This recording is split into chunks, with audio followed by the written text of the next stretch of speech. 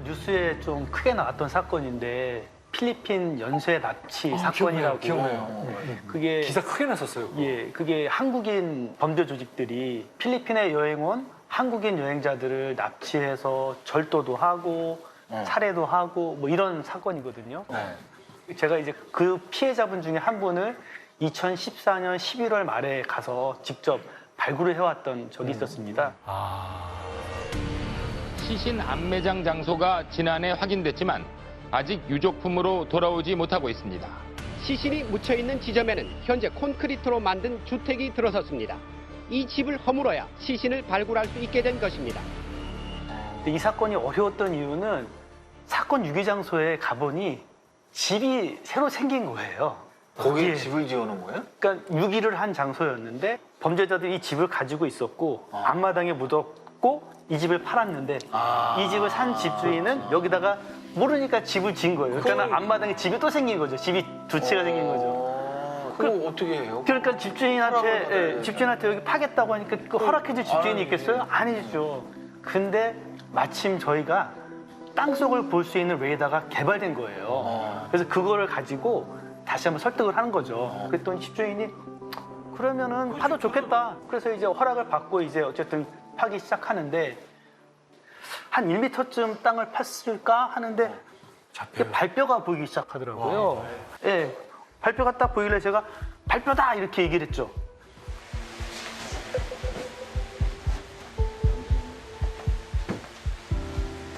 이제 제가 이제 직접 들어가서 이제 백골화된 뼈를 이제 발굴을 해서 이제 시신을 모신 거죠. 다행이네. 아니, 바로 거기서 또 확인을 하신 거예요? 신원 그러니까 또 조사해서. 조금 더 들어가면 그분의 앞니가 임플란트를 했었어요. 그때 당시에 그 엑스레이도 다 가져갔었거든요. 그래서 머리뼈를 찾자마자 이 엑스레이를 찍은 걸 비교한 다음에 신원은 확실하다. 유전자 검사를 다시 한번 하는 그런 과정까지 거쳤습니다. 근데 그렇게까지 하게 된 이유는 살인 사건에서 시신이 가장 중요한 증거거든요. 그래서 이 시신을 발굴해서 신원을 확인한 덕분에 범인이 무기징역을 받게 된 것으로 알고 있습니다. 다행이네. 근데 이런 일들이 해외 협조가 좀 잘 되는 편인가요? 실질적으로는 이게 나라마다 사법 체계도 다르고 뭐 어떤 나라, 뭐 미국 같은 경우는 접근도 못하게 해요. 아니, 왜냐하면 우리가 알아서 할 테니까 맞아요. 당신네들 기다리고 있어라 이런 거고 제 기억에는 그래도 그런 어려운 환경에서 좀 쉽게 풀어냈던 게 2013년에 이제 라오스에서 비행기가 추락을 해가지고 그 사건도 기억이 나요. 라오스에서 여객기가 추락해 한국인 3명을 포함해 탑승객 49명이 모두 숨졌습니다. 하지만 한국인 탑승객들의 시신은 아직 찾지 못했습니다. 탑승자 시신이 추가 인양됐지만 한국인 탑승자는 확인되지 않았습니다. 한국법의학팀은 시신 확인을 위한 DNA 검사를 위해 유족들을 상대로 유전자 표본을 채취했습니다. 근데 이제 급하게 이제 저희도 한국인 찾으러 갔죠. 갔더니 그 옆 나라인 태국에 왕실 소속의 경찰이 와서 본인네들이 현장을 통제를 하고 자기네들끼리 이제 막 하고 있는 거예요. 라오스인데도. 네. 그래서 우리가 알아서 할 테니까 너네는 빠져라. 이런 분위기였거든요. 근데 이제 대사관에서 이제 항의를 했죠. 우리는 일할 수 있는 권리가 있는데 태국이 도대체 무슨 권리로 이걸 막냐. 그래가지고 서로 합의를 본 게 저는 안 되고 같이 갔던 의사 선생님만 거기서 시신에 손 안 대고 그냥 관찰만 하는 걸로 그렇게 합의를 본 거죠. 그분한테 신신당부를 한 게 2가지만 확인을 해라. 상표에서 한국어가 나오면 일단 유의해서 보고 그리고 또 하나는 고급 치과 진료, 그러니까 뭐 금리라든지 임플란트라든지 이런 게 보이면은 외워가지고 좀 알려달라 그랬어요. 왜요? 그게 왜냐면은 대다수는 라오스 분이었는데 라오스는 치과 진료 수준이 굉장히 낮으니까. 이제 그 의사 선생님이 되게 기가 막히게 그걸 외워가지고 저한테 알려줬고 그래서 저희는 결과적으로는 3분을 다 찾는데 착수하고 48시간 정도 걸렸고요. 빨리 찾은 거죠. 예, 굉장히 빨리 좋았죠. 예, 그렇게 해가지고 그분들을 찾고 제일 또 인상이 깊었던 거는 이게 끝나고 나서 20대 한 초반 정도 되셨던 분인데 그분이 오셔가지고 진짜 엉엉 우시더라고요. 그래서 아버지 찾아주셔서 고맙습니다 이러는데 저도 같이 눈물이 나요. 예, 가만히 잡고 있었어요. 그러니까 지금 말씀해주신 그 역할은 법의학자만이 풀 수 있었던 네. 역할이었다라고 그렇죠. 생각이 네. 들어요. 네.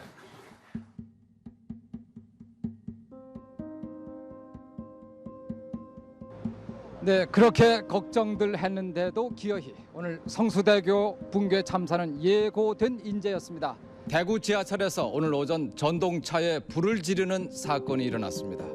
네, 지금 온 국민 할 말을 잊고 지금 이 어이없는 삼풍백화점 붕괴 사고 중계 방송 지켜보고 계십니다. 현재까지 사망자는 23명 그리고 부상자는 700여 명으로 집계가 되고 있습니다. 대참사였습니다. 현재까지 확인된 사망자는 하지만 어렵게 유해를 발굴해도 신원 확인에 어려움을 겪고 있는데요. 아직 신원 확인조차 안 된 시신이 있다고 합니다. 앞으로도 사망 실종자는 더 늘어날 것으로 추정이 되고 있습니다. 세월호 2층 화물칸에서 지난 28일에 발견된 뼈 한 점이 사람 뼈로 확인됐습니다. 우선은 대구 참사나 삼풍백화점은 그 안에 누가 있었는지 알 수가 없어요. 세월호는 탑승자 명단이 있죠. 그러지 않습니까? 세월호는 신원 확인 작업이 어렵지는 않았어요. 명찰도 찬 사람도 있고 뭐 다 있기 때문에 명단도 있고. 대구 지하철 참사나 삼풍백화점은 그 안에 있었다는 존재를 증명할 길이 없어요. 그래서 이렇게 대형 참사가 딱 터지면 우리 일상적인 일들이 다 있잖아요, 이분들이. 지금도 내일도 국가수행 부검이 접수돼 있을 테고. 근데 대형 참사 순간적으로 많은 사람의 힘이 필요하지 않습니까? 그러니까 결국은 지원을 해야 돼요, 서로가. 조금씩 도와서 한 팀을 꾸려야 됩니다. 그게 이제 대량 참사에 관한 집단 사망자 관리단이라는 건데, 그렇게 해서 모여서 과연 이게 얼마만큼 희생자가 있을 것이며 어떤 절차로 갈 것인가를 얘기하고 준비를 하고 상황에 따라 이제 한 팀이 꾸려지고 오랫동안 그 시간이 끝날 때까지 같이 하게 되죠. 이제 박대균 선생님도 오시고 이제 이상수 선생님도 오시고 하고.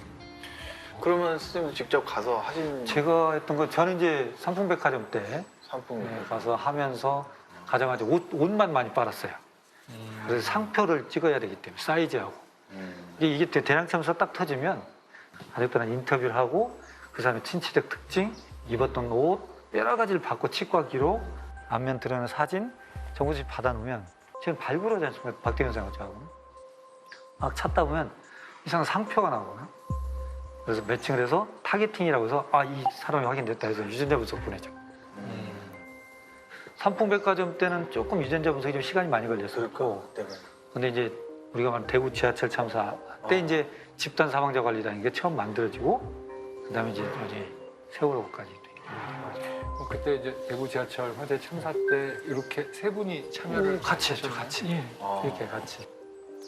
항상 이제 말씀하셨지만 대량 참사를 말씀드릴 때마다 저희가 항상 고민하는 게 이 가족분들의 아픔을 저희가 꼭 잊어서는 안 되거든요. 그래서 사실은 다시 한번 가족분들한테는 깊이 위로의 말씀을 전해드리고 싶습니다. 근데 저희가 이제 화재 현장에 가봤을 때 가장 어려웠던 것이 이제 발굴이 가장 중요한 어떤 그런 현장이었습니다. 그래서 한 사람 한 사람을 현장에서 구별할 수 있는 게 가장 중요했어요. 근데 유전자 검사는 만능이긴 하지만 열에 아주 취약합니다. 열에 노출되면 이게 단백질이라 변성에 대해서 유전자 검사가 잘 안 나오거든요. 그렇기 때문에 그 한 분이라고 저희가 했던 그 뼈대랑 같이 나온 탄화된 살점에서 아주 눈곱만큼이라도 유전자 할 수 있는 부분이 있으면 저희가 유전자 검사를 통해서 신원을 확인할 수 있었던 거죠. 야, 근데 그걸 요만큼이라도 단서를 수습을 하고 이제 그걸 하려면은 모두 총동원돼서 현장을 수습했어요. 거기 간 분들의 이제 수단 로딩은 좀 많아져요. 잠을 잘 수가 없고, 왜냐면 우리가 약속을 하거든요. 저희가 최대한 노력해서 빨리 가족의 품에 돌아가시도록 하겠습니다. 이걸 붙여놓고 시작을 해요, 저희가.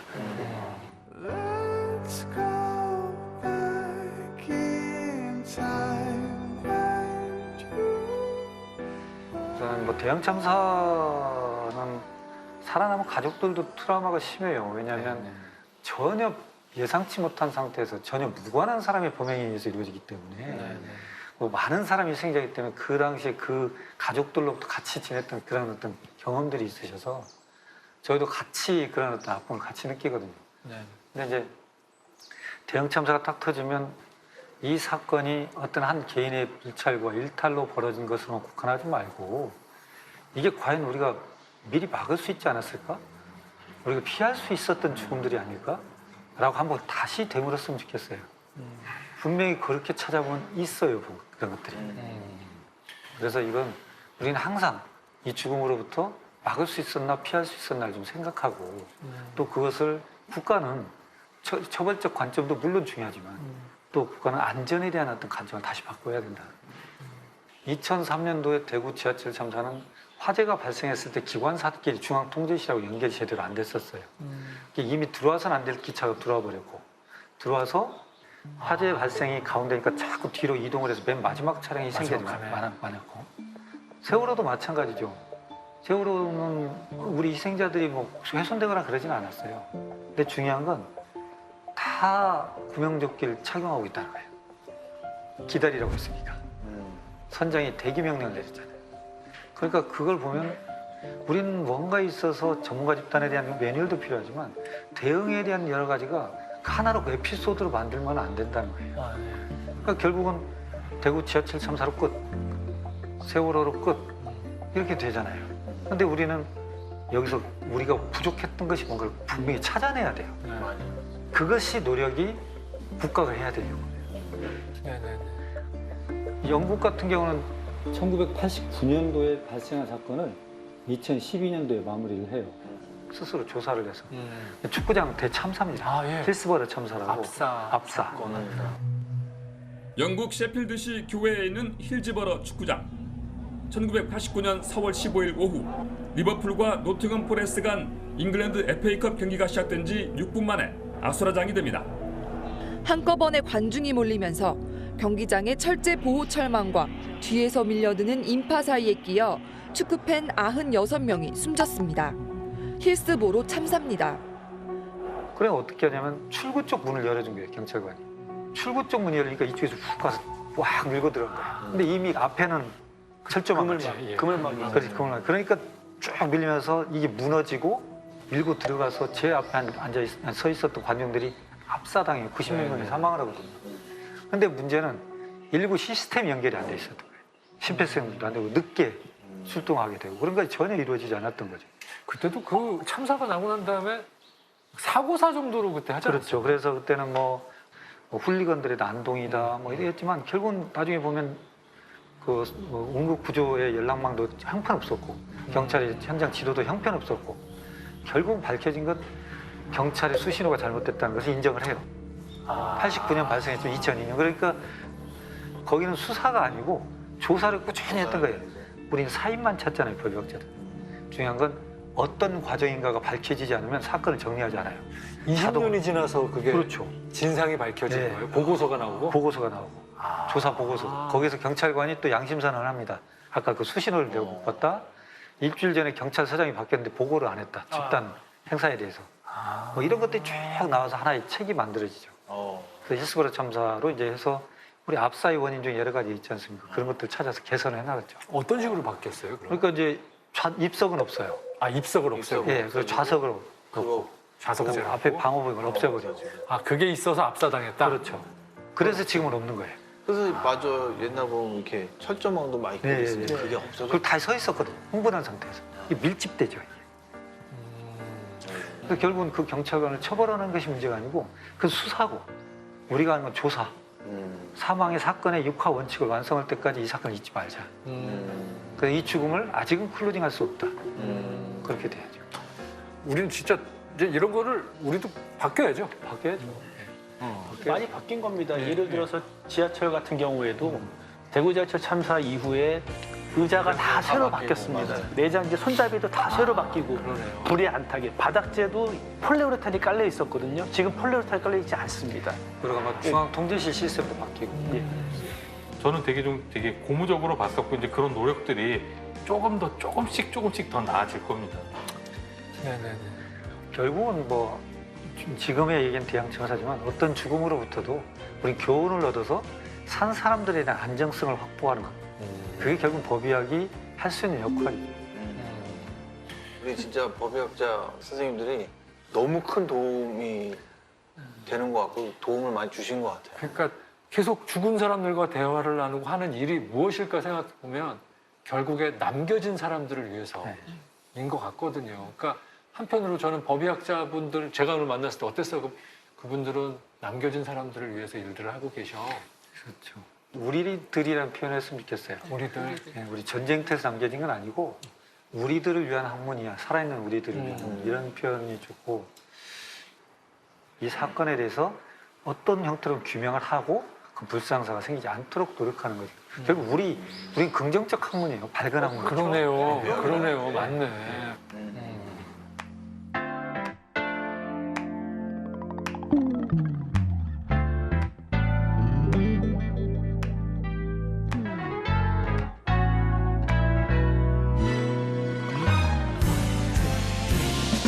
그럴듯한 날들도 불안했던 날들도 결국에는 아름다운 하모니 잃어버린 순간도 잃어버린 인연도 아름다운 내 인생에 그럴듯한 날들도 불안했던 때도 결코 무심해진 내가 아닌데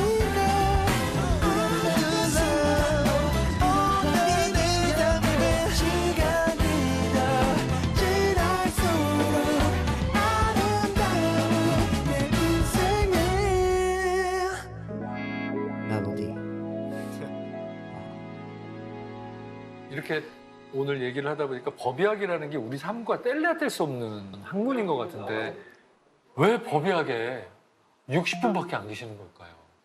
저는 그렇게 생각을 합니다. 이제 일단은 봉급 문제가 커요. 그러니까 제가 이제 2007년에 국과수에 입사를 했을 때 그 레지던트로 있을 때 월급보다 적었어요. 분명히 이제 경력도 쌓였고 위치도 높아졌으니까 좀 더 받을 수 있겠구나 생각했는데 오히려 덜 받게 되는 거죠. 그러네요. 근데 문제는 일은 너무 많이 한다는 거죠. 그러니까 일은 많고 급료는 적으면은 아무래도 좀 매력적으로 다가오지는 않을 것 같아요. 처음에 저 딱 그 법역 하겠다니까 저희 교수님하고 국가수 저희 원로분들이 저한테 그 얘기를 물었어요. 야, 아버지가 의사시냐? 아니요. 집에 돈 많니? 돈은 좀 있습니다. 돈은 좀 있습니다. 돈은 좀 있습니다 했는데 그럼 해도 된다고. 우리가 돈을 많이 받으니까 자조적으로 웃으셔. 근데 뭐 다행스럽게도 급료는 조금씩 올라가지고 지금은 대학이 월급이 훨씬 적죠. 그러니까 월급이 많아져서 간 게 아니고 가서 보니까 그 사이 국가수가 또 월급이 올라서 그러면 다시는 못 들어가나요? 갈 수 있죠. 갈 수 있어요. 이 사람이 가는 곳은 줄어요. 아니 그래도 남자가 칼을 뽑았으면 뭐라도 썰고 해야죠. 그런 입장은 아닌 것 같은데. 이것도 오늘 방송 보고 제수 씨가 이제 오늘 처음 들은 얘기를 국가수 올랐다는 얘기 처음 들었어요.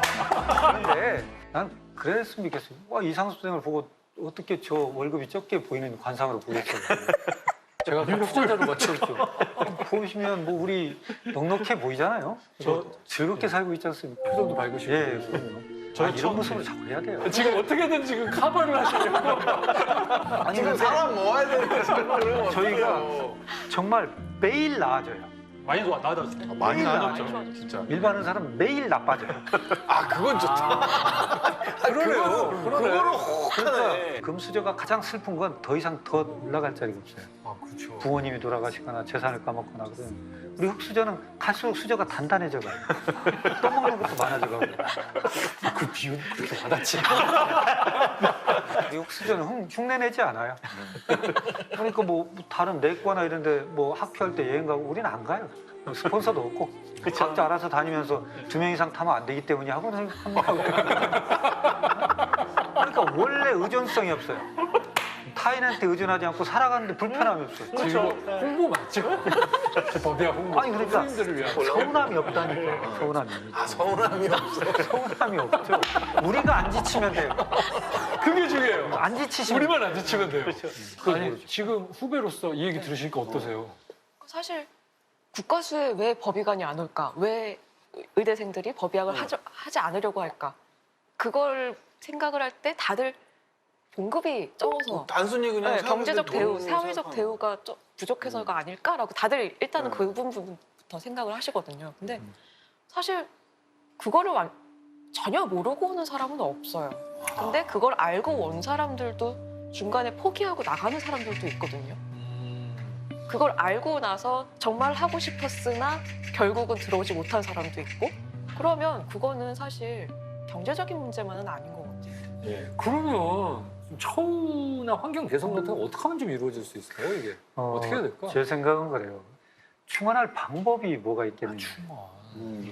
그래서 왜냐면 누군가 와야 되니까. 그 아까 전에 뭐 대형 참사 얘기 나왔지만 저는 혼자 있는 치과 의사니까 거기를 가야 되잖아요. 제 일은 누가 커버를 못 해줘요.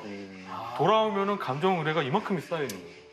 이걸 또 혼자 해결을 해야죠. 그러다가 그 열심히 노력을 해서 어느 순간에는 치과 의사가 이제 4명이 동시에 국가수에 있게 됐었죠. 충원을 늘리신 거예요? 네. 그러고 나서 저희가 아무리 늘려도 결국 이게 한계가 있거든요. 그렇죠. 근데 제가 제 자리를 계속 차지하고 있으면은 뭐 10년에 한두 명씩 나오지만 어쨌든 이 일을 하고 싶어하는 후배가 더 못하니까 그래서 이제 똥차 치워주는 심정으로 나왔죠.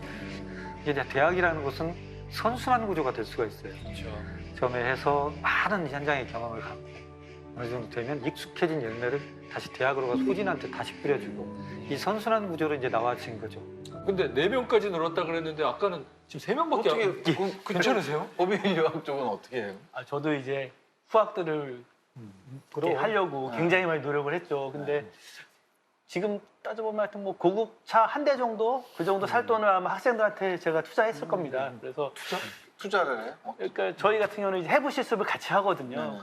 실습이 끝나면 그 조랑 이제 저랑 같이 나가서 이제 저녁 식사를 같이 해요. 회식을 그런 식으로. 그러니까 1차 가서 이제 삼겹살 먹고 맥주 한 잔도 하고 뭐 분위기 좋으면 이제 노래방도 가고 그때는 이제 코로나 시대 아니었으니까요. 그래서 그다음에 뭐 감자탕집이 있습니다. 24시간 하는데 감자탕 그러고 나서 100% 안 하는.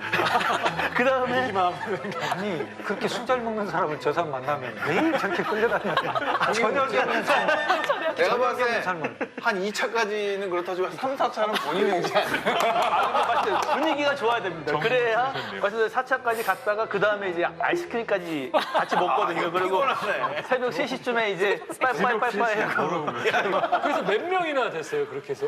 그렇게 했는데 안타깝게도 한 3명 학생이 하겠다고 왔다가 2명은 다시 임상으로 갔고 한 명이 끝까지 남아서 박사학위까지 받았는데요. 현재까지는 한 명인데 그래서 이 친구가 이제 계속 이 길을 갈지 또 딴 길을 갈지는 잘 모르겠습니다. 어디에서 싹이 틀 줄 모르니까 막 뿌려대는 사람도 있잖아요.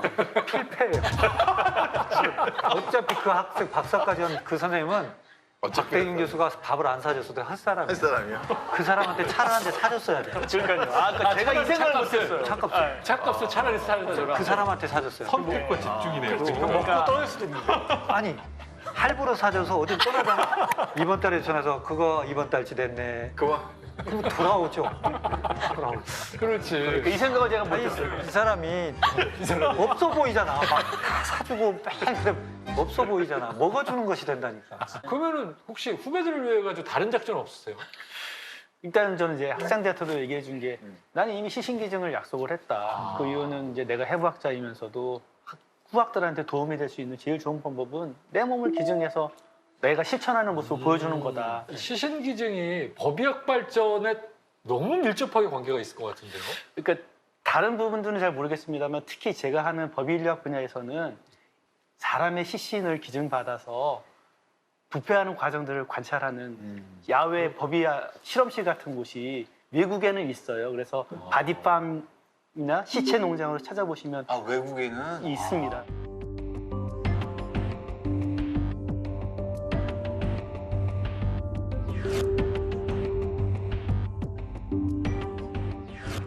용의선상에 몇 분이 올라오겠지만 데이터들과 비교했더니 사후경과 시간을 봤을 때 이 사람이 제일 가능성이 있겠다. 이제 학생들 시신 해부 그 시신 기준이 아니고 네네. 이제 시체 농장에서 부패의 속도랄지 뭐 이런 쪽에 쓰여질 수는 그렇죠. 근데 그 속에서 이제 외국의 경우는 이제 살아계실 때는 그, 히 또는 그녀, 쉬 이렇게 불러요. 그러다가 갑자기 돌아가시면 더 바디, 시체 또는 it으로 변해버립니다. 그러니까 호칭이 달라져요. 그러니까 아마도 그런 측면에서 서양인들은 시신을 기증하는 것에 대한 거부감이 조금 좀 적은 것 같아요. 근데 우리 같은 경우에는 돌아가셨다 하더라도 망자를 굉장히 예우해야 되지 않습니까? 근데 제가 공고를 내요. 시신을 기증받아서 썩히겠습니다. 그럼 어느 유가족분들이 그거를 용납해 주시겠어요? 그래서 저는 그래서 이제 그런 물꼬를 트는 의미에서 제가 연구를 하고 있는 사람이니까 일단 저부터도 시신 기증을 그 후학들을 위해서 해줘서 후배들이 이제 제가 썩는 것들을 똑같이 관찰해 가면서 이제 그런 걸로 활용될 수 있을 거라고 기대를 약속을 하셨다. 하고 있어요. 나 살면서 뭐 바디팜 이런 거 태어나 처음 들어보고요. 나는 아까 바디팜 그 시신 기증에서 그런 건 줄 알았어요.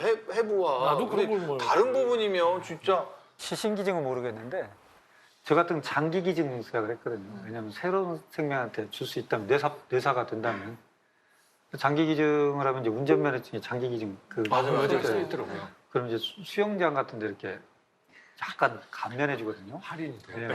내가 볼 때는 장기를 떼낸 걸로 생각합니다. 그래서 가벼우니까 빼주는지 물 덜 넘친다고요? 물로 그래서 장기 기증을 할 때 깎아줘. 저 사람 속도 없는 사람이라 깎아주는 제가 기증 의사인데 자기 기증자로 보여지나. 아니 근데 아까 아니 시신을 기증하셨다는 되게 의미 있는 일이죠. 아니 근데 기증하신 거 아니에요. 기증 약속자가 아니고. 기증 약속. 자기 기증자가 아니고. 아니 내가 바로 가는 말씀을 드린 거예요. 우리 시신 아니 기증자가. 근데 아내분 아세요? 아직 모르죠. 그럼 방송 보면 어떻게 해요?